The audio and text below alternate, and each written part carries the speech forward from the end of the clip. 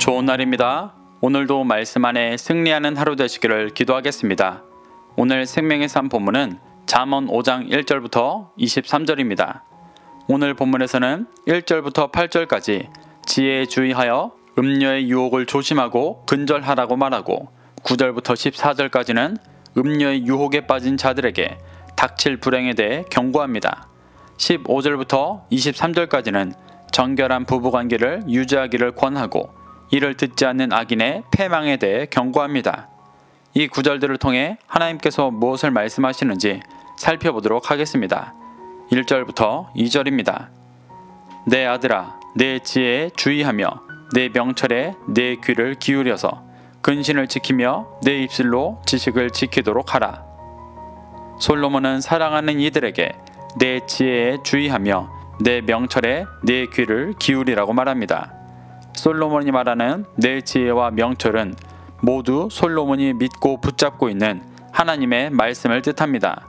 그는 2절에서 근신을 지키고 내 입술로 지식을 지키기 위해 지혜와 명철을 주의하고 귀 기울이라고 말하고 있습니다. 여기서 말하는 근신의 원어는 매진마로, 계획, 음모, 악한 생각이라는 뜻입니다. 근신을 지키라라는 말은 악한 생각과 계획을 하지 말고 지혜에 주의하라는 말입니다. 내 입술로 지식을 지키라라는 말도 지혜와 명철을 말하고 악한 생각과 계획을 입술로 말하지 말라는 의미입니다. 솔로몬이 2절에서 말하는 근신을 지키는 것을 이후 9절에서 음녀의 유혹에 빠지지 않는 것으로 표현하며 구체적으로 설명합니다. 3절부터 6절입니다.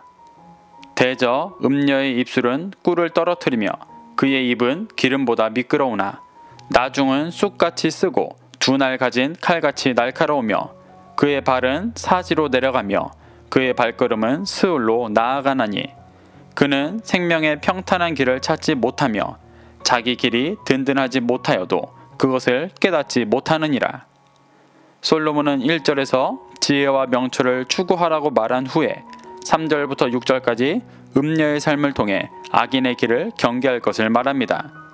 음녀는 자기 남편을 버리고 음란함을 쫓는 존재입니다. 이는 언약을 맺은 하나님을 떠나 이 땅의 가치를 쫓는 이스라엘의 모습을 표현하는 것입니다. 솔로몬은 그 음녀의 입술은 꿀을 떨어뜨리며 그의 입은 기름보다 미끄럽다고 말합니다. 여기서 말하는 입술은 말, 언어를 뜻하기도 합니다. 음녀의 말은 꿀을 떨어뜨리듯 달콤하고 매력적으로 들린다는 말입니다. 또 기름보다 미끄럽다라는 것은 걸리는 것 없이 설득력 있고 매끄럽게 받아들여진다는 의미입니다. 이렇게 음녀의 말은 모든 이들이 쉽게 받아들일 수 있을 만큼 달콤하고 매력적이며 설득력이 있다고 말합니다. 하지만 4절부터 6절에서는 음녀의 부정적인 실체에 대해 말합니다. 4절의 나중은 마지막 때를 말합니다. 결국 마지막에 음녀는 쑥같이 쓰고 두 날 가진 칼같이 날카롭다고 말하는 것입니다. 쑥같이 쓰다라는 것은 달콤한 것 같았던 말은 마지막 때 영적인 실체가 다 드러날 때 결국 쑥같이 쓴 것이었음이 드러난다는 말입니다. 또 두 날 가진 칼같이 날카롭다라는 것은 미끄럽고 설득력 있는 것 같던 말이 결국 자신을 베는 칼이었다라는 말입니다. 그리고 5절에서 음녀의 발은 사지로 내려가며 그의 걸음은 스울로 나아간다고 말합니다. 이는 음녀의 삶이 멸망을 향해 가고 있음을 말하는 것입니다. 그런데 6절에서는 음녀가 생명의 평탄한 길을 찾지 못하며 자기 길이 든든하지 못하여도 그것을 깨닫지 못한다고 말합니다. 이는 자신이 멸망을 향해 가고 있으면서도 스스로 그것을 깨닫지 못하고 있는 모습을 말하는 것입니다. 이것이 솔로몬의 잠언을 듣고 있는 많은 이스라엘 백성들의 영적인 상태였습니다. 그들은 하나님의 언약을 저버리고 음녀와 같이 살았지만 스스로 구원받을 선민이라 여기고 있었는데 솔로몬은 그러한 모습을 음녀의 비유로 꼬집고 있는 것입니다. 7절부터 8절입니다. 그런즉 아들들아 나에게 들으며 내 입의 말을 버리지 말고 내 길을 그에게서 멀리하라. 그의 진문에도 가까이 가지 말라. 솔로몬은 사랑하는 이들에게 음녀의 말이 아니라 자신의 말을 들어야 한다고 촉구합니다. 그래서 삶의 길이 음녀의 길에서 멀어지고 그녀의 집 문에도 가지 말라고 말합니다. 그녀의 집 문에도 가까이 가지 말라는 말은 그 집에 들어가 함께 음행해서는 안 된다는 말입니다. 솔로몬은 이렇게 강하게 촉구하고 이후 절에서 음녀의 유혹에 빠진 자들에게 닥칠 불행들을 설명하며 경고합니다. 9절부터 10절입니다. 두렵건대 내 존영이 남에게 잃어버리게 되며 내 수완이 잔인한 자에게 빼앗기게 될까 하노라. 두렵건대 타인이 내 재물로 충족하게 되며 내 수고한 것이 외인의 집에 있게 될까 하노라. 솔로몬은 먼저 내 존영이 남에게 잃어버리게 되며 수완이 잔인한 자에게 빼앗기게 될까 두렵다고 말합니다. 여기서 존영은 영광, 광채를 말합니다. 이는 음녀의 말을 듣게 되면 주님과의 관계에서 맺어왔던 영광들을 잊어버린다는 말입니다. 그리고 수하는 수명이라는 뜻입니다. 이 또한 지혜를 쫓아 구원의 영원한 생명을 누리지 못하고 빼앗겨 버릴 것을 말하는 것입니다. 10절에서 말하는 타인이 내 재물로 충족하게 된다는 것과 내 수고한 것이 외인의 집에 있게 된다는 말 역시 하나님과의 관계에서 충만하게 맺었던 열매들을 빼앗기게 되는 것을 말하는 것입니다. 솔로몬은 음녀의 말을 듣는다면 구원과 하나님과의 관계에서 누리던 모든 것을 잃어버리게 될 것이라고 경고하고 있는 것입니다. 11절부터 14절입니다. 두렵건대 마지막에 이르러 내 몸, 내 육체가 쇠약할 때에 내가 한탄하여 말하기를 내가 어찌하여 훈계를 싫어하며 내 마음이 꾸지람을 가벼이 여기고 내 선생의 목소리를 청종하지 아니하며 나를 가르치는 이에게 귀를 기울이지 아니하였던고 많은 무리들이 모인 중에서 큰 악에 빠지게 되었노라 하게 될까 염려하노라. 11절에서 말하는 마지막은 4절에 쓰였던 나중과 같은 원어로 마지막 때의 심판의 때를 말합니다. 그때가 되어 몸이 쇠약해져 한탄해도 소용이 없다고 말하고 있습니다. 마지막 심판의 때에는 우리의 모든 본질이 드러나는 때입니다. 그렇기 때문에 그때 자신이 훈계를 싫어하고 아버지의 꾸지람을 가벼이 여기며 선생의 목소리를 청종하지 않고 가르치는 이에게 귀 기울이지 않았던 모든 지혜를 거부하는 모습을 깨닫고 드러나게 되지만 그때 하는 한탄은 아무 소용이 없다고 말하는 것입니다. 그래서 솔로몬은 마지막 때에 많은 사람들이 모인 중에 자신이 큰 악에 빠지게 되었다라고 한탄하지 않도록 음녀를 따르지 말라고 경고하고 있는 것입니다. 그러며 음녀가 아닌 아내와 함께할 것을 촉구합니다. 15절부터 17절입니다. 너는 내 우물에서 물을 마시며 내 샘에서 흐르는 물을 마시라. 어찌하여 내 샘물을 집 밖으로 넘치게 하며 내 도랑물을 거리로 흘러가게 하겠느냐. 그 물이 내게만 있게 하고 타인과 더불어 그것을 나누지 말라. 솔로몬은 내 우물과 내 샘에서 물을 마시라고 말합니다. 우물과 샘은 모두 아내를 비유하는 것입니다. 또한 이는 궁극적으로 이스라엘과 언약한 하나님이며 물은 그에게서 흘러나오는 지혜의 말씀을 뜻합니다.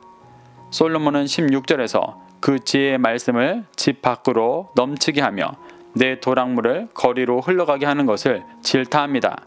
그리고 그 물이 내게만 있게 하고 타인과 나누지 말라고 말합니다. 여기서 말하는 물이 하나님의 지혜의 말씀이라면 이것을 타인과 나누지 말라고 하는 말이 어색합니다. 이스라엘은 제사장 나라로서 누구보다 지혜를 나눠야 하는 자들이기 때문입니다. 하지만 여기서 말하는 타인은 일반적인 지혜를 나눠야 할 성도들이 아닌 음녀를 뜻합니다. 이 말은 이방의 복음을 전하지 말라는 말이 아니라 음녀에게 지혜를 빼앗기고 섞이지 말라는 말을 하는 것입니다. 18절부터 20절입니다. 내 샘으로 복되게 하라.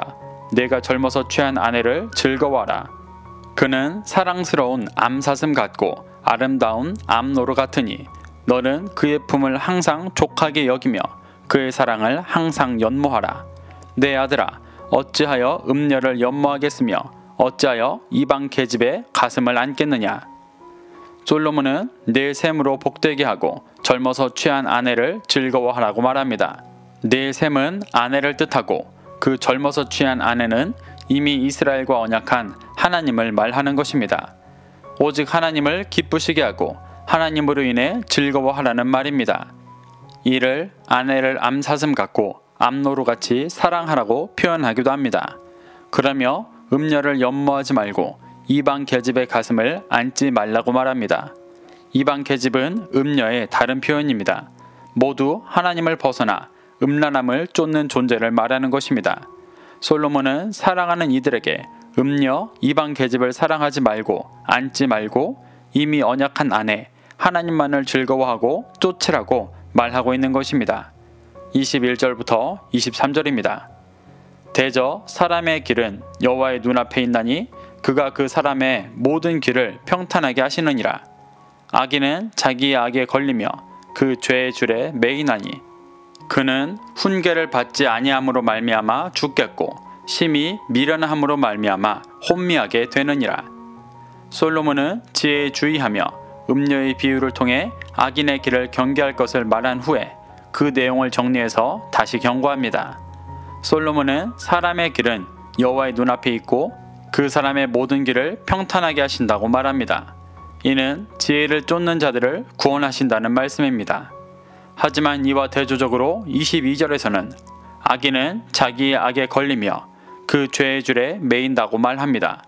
지혜를 거부할수록 죄의 노예가 될 수밖에 없음을 보여주는 것입니다.